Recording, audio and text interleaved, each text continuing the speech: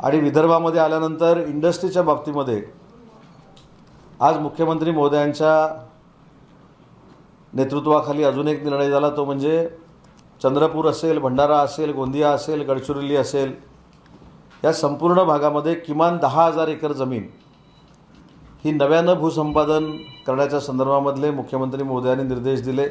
त्याच्यावर देखील पुढच्या महिन्याभरामध्ये आम्ही कारवाई सुरू करणार आहोत.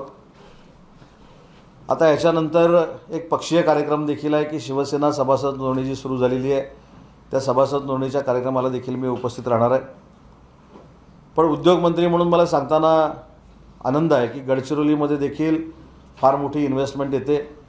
आपल्याला आठवत असेल की उद्योगमंत्री झाल्यानंतर पहिल्यांदा जेव्हा मी नागपूरमध्ये आलो होतो आणि लॉईड्सच्या कंपनीच्या अधिकाऱ्यांबरोबर माझी बैठक झाली होती, तेव्हा मी असं म्हटलं होतं की एक दिवस असा येईल की गडचिरोलीचं नाव हे नक्षलवादी जिल्हा नाही तर गडचिरोली ही उद्योगनगरी आहे अशा पद्धतीचा उल्लेख महाराष्ट्राच्या आणि देशाच्या पातळीवर केला जाईल. आणि त्याच पद्धतीनं आम्ही कामाला लागलो. लॉईड्ससारखी कंपनी त्या ठिकाणी आली.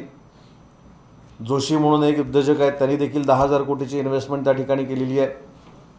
परवाच्या ॲडव्हान्टेज विदर्भच्या कार्यक्रमाला जेव्हा मी आलो होतो तरी सज्जनजी जिंदालनी देखील फार मोठी घोषणा केली. जो MOU केला आहे त्याची अंमलबजावणी ते कशा पद्धतीनं करणार आहेत हे देखील त्यांनी सांगितलं. म्हणून मला असं वाटतं की विदर्भामध्ये महायुतीच्या सरकारमार्फत झालेल्या MOU पैकी जवळजवळ 5 लाख कोटीची इन्व्हेस्टमेंट ही विदर्भाच्या संपूर्ण परिसरामध्ये होते आणि तेवढे MOU देखील झालेले आहेत. आता हे MOU झाल्यानंतर प्रत्येकाच्या मनामध्ये अशी शंका असते की तुमच्या मनामध्ये म्हणण्यापेक्षा अनेक मुंबईचे आमचे जे हितचिंतक आहेत त्यांच्या मनामध्ये शंका असते की MOU किती झाले, मग त्याची अंमलबजावणी होणार आहे की नाही होणार आहे. तर परवाच्या भाषणामध्ये मी असं सांगितलं की MOU किती झाले आणि त्याचं काय झालं याचं उत्तर प्रभाकरनने दिलेलं आहे आणि भविष्यातल्या MOUचं काय होणार आहे ह्याचं उत्तर सज्जन जिंदालांनी दिलेलं आहे. त्याच्यामुळे पूर्वीचे MOU देखील अतिशय चांगल्या पद्धतीनं त्याची अंमलबजावणी होते. 85 ते 90% इम्प्लिमेंट रेशो आहे. आता जे MOU झालेले आहेत त्याच्या पद्धतीनं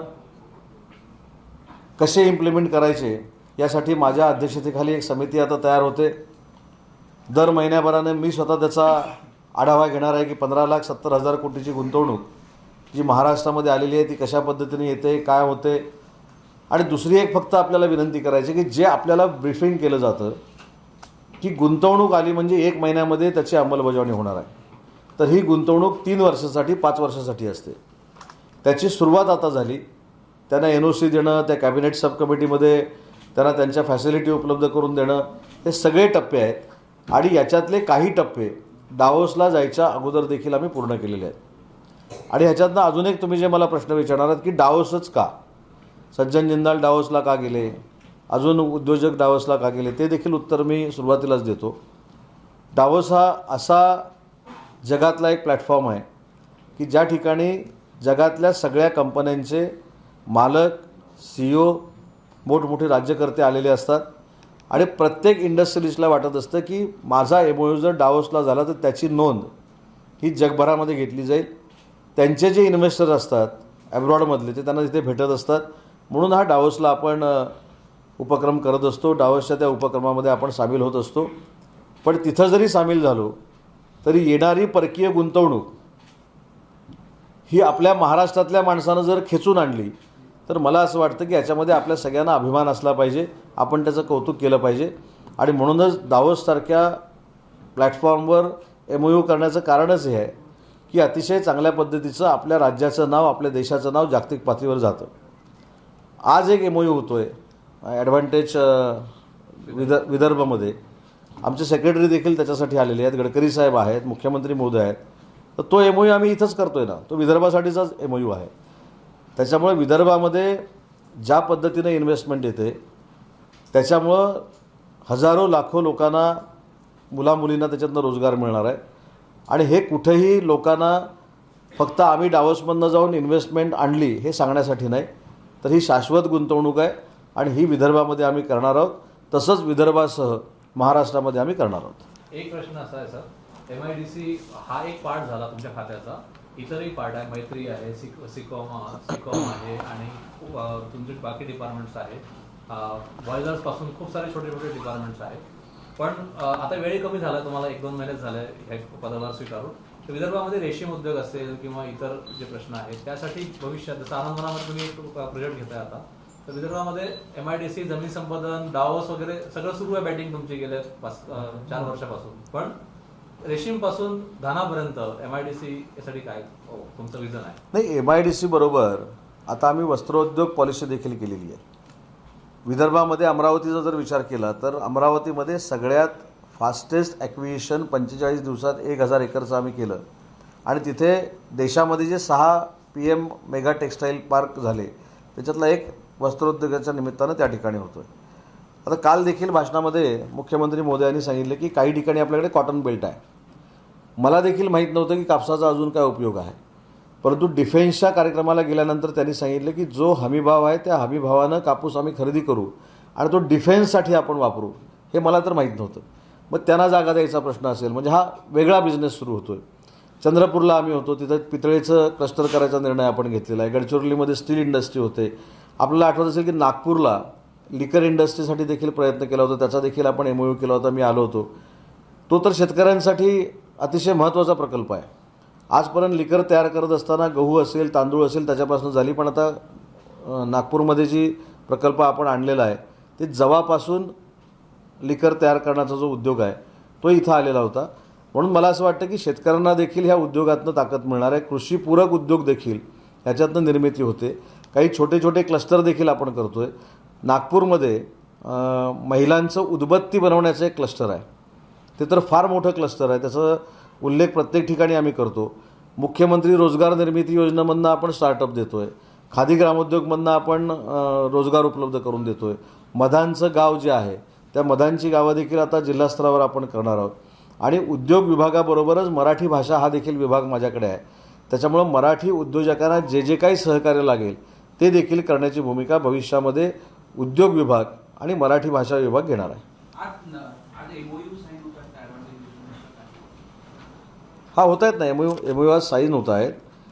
त्याच्यामध्ये इथले स्थानिक MOU आहेत ते, आणि त्याच्यातनं देखील रोजगार निर्मिती होणार आहे. पण अजून एक नागपूरच्या दृष्टीनं आणि विदर्भाच्या दृष्टीनं उद्योग विभागानं जे काही निर्णय घेतलेले आहेत ते देखील मला आपल्याला सांगायचे आहेत. आपल्या काही जिल्ह्यांमध्ये उद्योग भवन बांधण्याचा आम्ही निर्णय घेतला, जेणेकरून त्या एका उद्योग भवनामध्ये, नागपूरमध्ये ते आहे, एका उद्योग भवनामध्ये आमची सगळी खादी ग्रामोद्योगपासून मुख्यमंत्री रोजगार निर्मिती योजना असेल, सिकॉम असेल, ही सगळी कार्यालय ही एकाच ठिकाणी येतील. पर्यावरणाची दाखले देखील त्या ठिकाणी मिळतील. आणि मगाशी तुम्ही जो एक उल्लेख केला की मैत्री कायदा हा राज्याचे मुख्यमंत्री एकनाथ शिंदेसाहेब असताना पहिल्या फेजमध्ये झाला आणि परवा देवेंद्रजींच्या नेतृत्वाखाली मुख्यमंत्री म्हणून आम्ही एक पोर्टल लॉन्च केलं. त्याच्यामध्ये आता उद्योजकानं अर्ज केल्यानंतर तो अर्ज कोणाकडे किती दिवस राहिलेला आहे, त्याच्यावर कार्यवाही का झाली नाही हे तुम्हाला त्या पोर्टलला आता बघायला मिळणार आहे. त्याच्यामुळे 30 दिवसामध्ये म्हणजे जे काही नियम आहेत, किती दिवसामध्ये NOC दिली गेली पाहिजे, किती दिवसामध्ये कागदपत्र पूर्ण केली पाहिजेत, याची सगळी माहिती शासनानं डिक्लेअर केलेली आहे. तेवढ्या दिवसामध्ये त्या NOCs मिळाल्या पाहिजेत, हे त्यांच्यावर बंधन राहील. जाणीवपूर्वक NOC न देण्याचा किंवा परमिशन न देण्याचा कोणी जर कार्यक्रम केला तर त्यांचा कार्यक्रम होऊ शकतो. ही जाणीव त्या प्रत्येक खुर्चीत बसलेल्या अधिकाऱ्यांना असावी, म्हणूनच आम्ही ते पोर्टल आणलेलं आहे. आणि दुसरी एक महत्त्वाची गोष्ट त्याच्यामध्ये आहे की उद्योजकांवर दादागिरी करून, दबाव आणून, जर काही विविध पक्षांच्या पदाधिकाऱ्यांची नावं सांगून, आमची कोणाची नावं सांगून जर उद्योजकांना त्रास द्यायचा प्रयत्न कोण करत असेल तर शासन म्हणून आमची भूमिका स्पष्ट आहे. त्याच्यामध्ये पोलिसांनी कडक कारवाई करावी आणि अद्दल घडवावी कायदेशीर, अशा पद्धतीची शासन म्हणून आमची भूमिका आहे.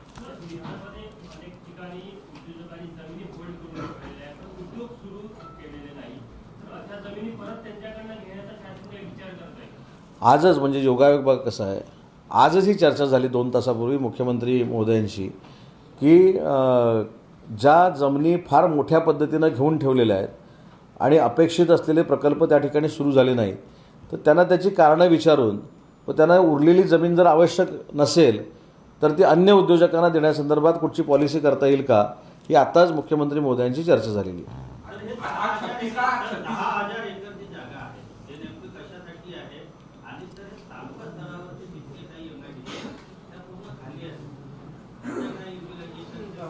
नाही, आता पूर्वी झालेल्या MIDC आणि आता होणाऱ्या MIDC याच्यामध्ये जमीन आसमानाचा फरक आहे. आता गडचिरोलीमध्ये सज्जन जिंदालच्या JSWने जी घोषणा केली की आम्ही स्टील प्लांट टाकणार आहोत, स्टील बनवणार आहोत, पण स्टील बनवताना आम्ही छोटं स्टील बनवणार नाही आहोत. आम्ही मोठं स्टीलचं प्रोडक्शन करणार आहोत, जेणेकरून ते स्टील इकोसिस्टीमवाले घेऊन जातील आणि अजून एक इंडस्ट्री जनरेट होईल. तर ही इकोसिस्टीम जनरेट होत असताना जी जागा लागणार आहे त्याच्यासाठी आपण ह्या जागा ॲक्वायर करतोय. आज छत्तीसगडमध्ये विजापूरमध्ये 31 नक्षल्यांना जवानांनी एक मारून पडलाय. एकीकडे आपण गडचिरोलीची सातत्याने चर्चा करतोय, त्यामुळे गडचिरोली तरी त्याचे इफेक्ट्स सातत्याने मुख्यमंत्री बोलतात आहे, पण त्याचे इफेक्ट्स पण इकडे पण दिसतील. तर कसं पाहायचं? ह्याच्यामध्ये गडचिरोलीचा उल्लेख आपण का केला पाहिजे? कारण गडचिरोलीमध्ये जे इंडस्ट्रियलिस्ट त्या ठिकाणी गेले, त्यांनी धाडस दाखवलं. तिथे अनेक नक्षलवाद्यांनी स्वतःच्या हातातल्या बंदुका टाकून स्वतःच्या हाताला काम लावून घेतलेलं आहे. आणि म्हणून मला असं वाटतं की विजापूरला जो प्रसंग घडला असेल, नक्षलवादी मुवमेंट मोडून काढण्याचं, त्याचं स्वागत केलं पाहिजे. परंतु अशा पद्धतीचे प्रकार आपल्याकडे देखील झालेले आहेत. मला असं वाटतं की एकनाथ शिंदेसाहेब गडचिरोलीचे पालकमंत्री होते आणि त्यावेळी देखील गडचिरोलीमध्ये अशी एक मुवमेंट झालेली होती. आणि म्हणून मला असं वाटतं की नक्षलवाद्यांमध्ये जनजागृती करून त्यांच्या हातातल्या बंदुका टाकून त्यांनी हाताला जर काम लावून घेतलं तर अजून एक चांगला पायंडा पडेल. परंतु विजापूरला जो प्रसंग घडलेला आहे ती तिथली परिस्थिती आहे. पण गडचिरोलीमधले आता पुलं होत आहेत, रस्ते होत आहेत, सगळ्या इंडस्ट्रीला सहकार्य होतं आहे. त्याच्यामुळे गडचिरोली हा 100% स्टील हब बनणार आहे. सर, नाशिक आणि रायगडमधला पालकमंत्री पदाचा तिढा कधी पण उचलेल काय वाटतं? आता नाशिक, मला असं वाटतं नागपूरच्या पालकमंत्री पदावर कुठेही वाद नाही. त्याच्यामुळे नाशिकचा आणि रायगडचा जो गुंता आपण म्हणूया, वाद नको म्हणूया, तो लवकरात लवकर सुटेल. कामठीकरांना एक महिलांची गाडी सुनावत होती, तुम्ही घोषणा केली होती, तर त्याचा आता काय स्टेटस आहे? कुठपर्यंत आलाय? ॲक्विएशन, मला असं वाटतं की ॲक्विएशन आमचं कम्प्लीट होत आलेलं आहे. हां, HPCला आता तो विषय आहे. HPCला ती मान्यता मिळाल्यानंतर जी आम्ही घोषणा केलेली आहे त्याची अंमलबजावणी आम्ही करणार आहोत. सर, मिहानमध्ये बरेचसे कंपन्या बंद पडलेल्या आहेत. ते म्हणतात की वीज दर जास्त आहे, वीज दर कमी होत नाही, त्यासाठी आम्हाला लॉस पडत आहे. तर ते वीज दर कमी करण्यासाठी काय प्लॅनिंग केलेलं आहे? या बाबतीमध्ये कसं आहे, मिहान हा जो प्रकल्प आहे तो माझ्या अखत्यारीमध्ये येत नाही. तो माझ्या मते नगरविकासकडे जातो. तरीसुद्धा प्रत्येक प्रोजेक्टला एक जो इलेक्ट्रिसिटीच्या बाबतीमध्ये गैरसमज करून दिला जातो की आपले रेट जास्त आहेत. मी समजू शकतो ते आहेत, पण ज्यावेळी कॅबिनेट सब कमिटी होते मुख्यमंत्री महोदयांच्या अध्यक्षतेखाली, ते 3 रुपयापर्यंत ते रेट कमी करण्याचे अधिकार हे कॅबिनेट सब कमिटीला आहेत. आणि म्हणून त्या इंडस्ट्रियलिस्टनं कॅबिनेट सब कमिटीमध्ये यावं, त्यांनी त्याची मागणी मान्य करून घ्यावी आणि रेट कमी करून घ्यावेत, त्याच्यावर सबसिडी घ्यावं. सर, एक प्रश्न असा आहे विदर्भातल्या उद्योगपतींचा. माथाडी कायदा राज्यभर लागू आहे आणि नागपूरमध्ये काही स्टील इंडस्ट्रीज आहे किंवा इतर आहे, त्यांच्यावरती माथाडी जबरदस्तीनं ॲक्टनुसार त्यांना म्हणजे ट्रेननी सगळं काम होतं, ट्रेन येते, क्रेननी खाली उतरवलं जातं, हायड्रा वापरला जातो, पण माथाडी तिथे जबरदस्तीने येतात आणि तिथे काही गँग्स आहेत माथाडींच्या. माथाडींना काम मिळालं पाहिजे, विदर्भवासियांची मागणी आहे, उद्योजकांचं म्हणणं आहे, पण काही माथाडी त्रास देत आहे. त्याच्यावरती काही ह्याच्यामध्ये 2 प्रकार आहेत. माथाड्यांचा कायदा हा माथाडी कुटुंबासाठी अतिशय योग्य कायदा आहे, त्याला तो न्याय देणारा कायदा आहे. परंतु तो न्याय देत असताना अमाथाडी काही लोकांच्या गँग, तुम्ही गँग हा शब्द परफेक्ट केलेला आहे, ते गँग आहेत आणि त्या काम न करता पैसे घेण्याची प्रवृत्ती काही ठिकाणी वाढते. म्हणूनच मगाशी सांगितलं की मुख्यमंत्री महोदयांचं देखील याच्याबद्दलची भूमिका ही कठोर आहे. दोन्ही उपमुख्यमंत्री महोदयांचं तेच म्हणणं आहे आणि उद्योगमंत्री म्हणून माझं देखील तेच म्हणणं आहे की अशी प्रवृत्ती उद्योजकांना त्रास देणारी कायदेशीररित्या मोडीत काढली पाहिजे. राहुल सोलापूरकर यांनी आज बाबासाहेब आंबेडकरांविषयी वादग्रस्त वक्तव्य केलं. याआधी सुद्धा त्यांनी अशा प्रकारे वक्तव्य केलं. तर राहुल सोलापूरकरनी आता मला असं वाटतं की ऐतिहासिक बाबींवर बोलणंच टाळलं पाहिजे असं मला आता वाटतं. राहुल सोलापूरकर, मी देखील त्यांना चांगलं ओळखतो, कलाकार म्हणून ते ज्येष्ठ आहेत, त्यांचा इतिहासावर अभ्यास आहे. परंतु त्यांची छत्रपती शिवाजी महाराजांच्या बाबतीतली आग्र्याची सुटका ती देखील मी मुलाखत बघितली आणि आज जर ते भारतरत्न डॉक्टर बाबासाहेब आंबेडकरांबद्दल काहीतरी बोलले असतील तर माझी त्यांना विनंती आहे मित्र म्हणून की त्यांनी आता इतिहासावर बोलणं टाळावं. कारण इतिहासाचा वेगळा उपयोग बोलण्यातनं ते जर करत असतील तर ते चुकीचं आहे आणि त्याच्यामुळं कायदा आणि सुव्यवस्था बिघडू शकते. सर AI चंद्रपूर आणि संदर्भात काही असे प्रोजेक्ट्स येणार आहेत का आपले? देशातली पहिली AI पॉलिसी करण्याची आमची इच्छा आहे. त्याची कमिटी देखील मी आता नेमतो आहे. त्याच्याबाबतची चर्चा सगळ्या तिन्ही नेते मंडळींशी मी करेन. परंतु AI पॉलिसी देखील उद्योग विभागामध्ये आणणं गरजेचं आहे आणि त्या पद्धतीनं आमची वाटचाल सुरू आहे. सर जंगलांवरती अतिक्रमण करून इंडस्ट्री तयार केला जात आहे. वन्य प्राणी हे जे आहे मानव वसाहतीमध्ये येत आहेत आणि जंगलांच्या आजूबाजूला जे वसाहती होत्या त्यांचं पुनर्वसन ज्याप्रमाणे व्हायचं आहे त्याप्रमाणे होत नाही. यावर तुम्ही उद्योग मंत्री आहात, काय तुमचा उपाय आहे? नाही, मला जेवढी माहिती आहे तेवढी वन खात्यामध्ये अतिक्रमण करून उद्योग उभारले जाऊ शकत नाहीत.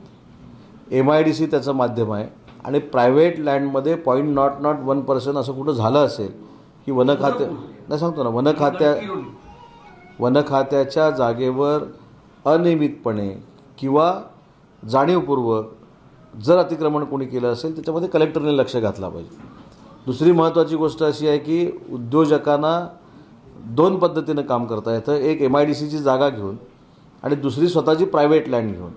आता मी 100% खात्रीलायक सांगतो की MIDC वन खात्याची जागा सगळ्या परवानग्या असल्याशिवाय घेत नाही आणि ती घेतल्यानंतर सगळ्या परवानग्या असल्याशिवाय ती देत नाही. आता राहिला प्रायव्हेट बाबतीत तर त्याच्यामध्ये जिल्हाधिकाऱ्यांनी लक्ष घातलं पाहिजे जर असं अतिक्रमण कोणी केलं असेल तर. सर मागे एक प्रश्न केला होता की नागपूरमध्ये बऱ्याच कंपन्यांच्या वाजागाजा वाचतोय आणि नागपूरचे उद्योग बाहेर स्टेटमध्ये घेऊन जातात. तर आपण म्हटलं तर मला माहिती नाही, आम्ही त्यांची माहिती सांगणार आहे. तर ते बाहेर गेलेले उद्योग किती नागपूर नाही गेलाच नाही तर माहिती कुठची सांगू सर गेले आहेत सर बरेचसे उद्योग सांगा ना मला. नाही 1 मिनिट परत एकदा सांगतो. दोन गोष्टीची गल्लत होता कामा नये. MIDCमध्ये जागा असलेली इंडस्ट्री उभी राहिलेली बाहेर जाणं हा एक वेगळा प्रकार आहे आणि माझी इंडस्ट्री आहे, मी स्वतःची जागा घेतलेली आणि स्वतःची इंडस्ट्री मला परवडत नाही म्हणून बाहेर जातो, हा वेगळा प्रकार आहे. त्याच्यामुळं MIDCतनं कुठचाही प्रकल्प उलट आलेले आहेत प्रकल्प विदर्भामध्ये 5 लाख कोटीचे प्रकल्प या दावोसच्या MOUमध्ये इथं आलेले आहेत, कुठेही गेलेलं नाही. सर सोयाबीन खरेदी नाफेड करून केली जात होती. 6 तारखेपर्यंत मुदत होती ती संपली आहे. मात्र शेतकऱ्यांकडे अजूनही सोयाबीन भरलेलं आहे. अशा परिस्थितीत सरकार काही प्रयत्न करणार आहे की नाही ठीक आहे ना. सोयाबीनच्या बाबतीमध्ये अशी परिस्थिती असेल तर मी स्वतः मुख्यमंत्री महोदयांशी बोलेन, दोन्ही उपमुख्यमंत्र्यांशी बोलेन आणि कुठच्याही परिस्थितीमध्ये शेतकऱ्यांना त्रास होणार नाही, त्यांचं नुकसान होणार नाही, त्यांच्यावर अन्याय होणार नाही अशी भूमिका शासन म्हणून घेऊ. विदर्भाचं रत्नागिरी केव्हा होणार? हां विदर्भाचं रत्नागिरी केव्हा? मग कुठच्या अर्थानं प्रश्न विचारला मला कळलं नाही. म्हणजे ज्याप्रमाणे रत्नागिरीमध्ये डेव्हलपमेंट झालेलं आहे म्हणजे तुम्हाला पापलेट मिळायला पाहिजे का, सुरमई मिळायला पाहिजे का, बोंबीलमय काय हां दररोज सोलकडी तुम्हाला प्यायची आहे का, फिश करी, म्हणजे तुमचा उद्देश काय प्रश्नाचा? विदर्भाचं रत्नागिरी म्हणजे डेव्हलपमेंटमध्ये थोडंसं नाही. विदर्भ आणि कोकण हे सिमिलर असल्यामुळं मला असं वाटतं की दोन्ही ठिकाणी सायमल्टेनियसली प्रगती सुरू आहे औद्योगिक. जसं गडचिरोली किंवा विदर्भामध्ये आता मोठ्या प्रमाणात प्रकल्प येत आहेत तसं रत्नागिरी जिल्ह्यामध्ये देखील आता मोठ्या प्रमाणामध्ये प्रकल्प येत आहेत. त्याच्यामुळे विदर्भ आणि कोकण एका ट्रॅकवर चालू आहे, चिंता करण्याची काय आवश्यकता नाही. सांगितलं आपण थोड्यापूर्वी बोललो की कॉटनचा वापर डिफेन्स सेक्टरमध्ये करतोय. अमरावती आणि यवतमाळमध्ये त्याच्याबाबत विचार सुरू आहे. नेमकं कशा पद्धतीने आणि कोणते प्रोडक्ट, कारण की जागतिक बाजार नाही प्रॉडक्ट्स नाही. गणेश निबे नावाचे एक मराठी उद्योजक आहेत, डिफेन्समध्ये अतिशय मोठं काम करत आहेत. त्यांच्या प्रकल्पाच्या उद्घाटनाला मी मुख्यमंत्री महोदयांबरोबर गेलो होतो. त्यावेळी त्यांनी आम्हाला सांगितलं की मला जर तुम्ही यवतमाळ आणि या परिसरामध्ये जागा मिळवून दिली तर सगळा कापूस जो आहे तो हमीभावाच्या रूपानं डिफेन्सवाले घेऊ शकतात, कारण ते बुलेट बनवताना किंवा वेपन बनवताना त्याचा काहीतरी वापर करतात. आता मला ते टेक्निकली सांगता येत नाही पण ते वापर करतात हे त्यांनी आम्हाला पटवून दिलं.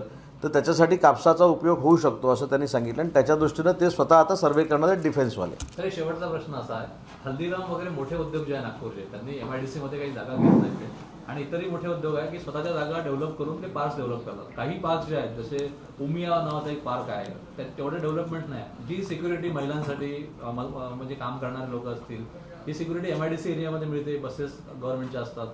तशा प्रायव्हेटमध्ये नसतात. त्यामुळे प्रायव्हेट जे इंडस्ट्रियल पार्क्स आहे त्यांना MIDC कोलॅबरेशन करून, जसं तुम्ही पेणमध्ये कुठेतरी केलं आहे, नाही आहेच ना. विदर्भात तशी कमी आहेत. पहिली गोष्ट, प्रायव्हेट इंडस्ट्री असू दे किंवा MIDCतली इंडस्ट्री असू दे, त्यांना संरक्षण देणं ही सरकार म्हणून आमची भूमिका आहे.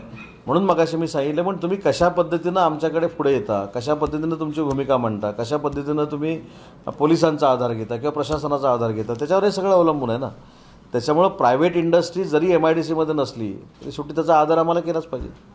सर, जिस तरीके से ये सर बोल रहे थे, बोटीबोरी में एक ग्रीन एनर्जी जनरेशन प्लांट लग रहा था, जो वो वहाँ से शिफ्ट होकर गुजरात चले गया, लगभग 4000 करोड़ का कुछ ऐसा कुछ प्लांट था. कब चला गया? सर, ये पिछले साल की बात है. असं झालं? खंडनही केलं कंपनीनं, त्या हां, कंपनीनं खंडन पण केलं होतं त्यावेळेसच, की आम्ही असं कुठलाही प्रकल्प आणला नाही. मी एक सांगू का गंमत तुम्हाला, म्हणजे आपण शेवटचं उत्तर देतो आणि मला पण जायचं आहे. मध्ये तुम्हाला माहिती असेल की 1 वर्षापूर्वी अशाच पद्धतीनं एक ट्विट आलं की आनंद महिंद्रांची महिंद्रा कंपनी जी आहे ती महाराष्ट्र सोडून गुजरातला निघाली. बरोबर आहे. आजची वस्तुस्थिती तुम्हाला सांगतो की महिंद्रा अँड महिंद्रा तुमच्या विदर्भामध्ये सुद्धा प्लांट घालण्याच्या मानसिकतेमध्ये आहे. त्यांनी एक जागेचं प्रपोजल, एक कारखाना NCLTमधनं घेतलेला आहे, त्याचं प्रपोजल आमच्याकडे आलेलं आहे. त्याच्यामुळे तुम्ही मुंबईच्या पत्रकार परिषदेवर विश्वास ठेवू नका, अशी माझी आपल्याला विनंती आहे.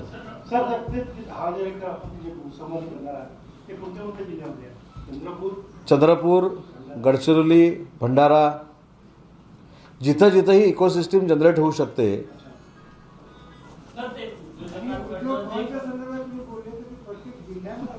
आपण प्रत्येक जिल्ह्यामध्ये करण्याचा प्रयत्न करतोय, पण आता काही विदर्भाच्या जिल्ह्यांमध्ये करतोय.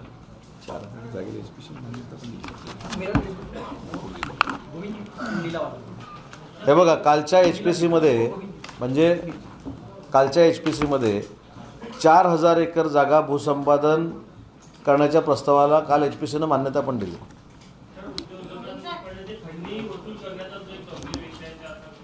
मी सांगितलं ना, नाही, धोरणात्मक पॉलिसी ऑलरेडी आहे, फक्त त्या उद्योजकांना पुढे यावं, त्याची तक्रार दाखल करावी. बाकी जो खंडणी गोळा करणार आहे त्याचा व्यवस्थित कायदेशीर कार्यक्रम पोलीस करतील. ABP माझा, उघडा डोळे बघा नीट.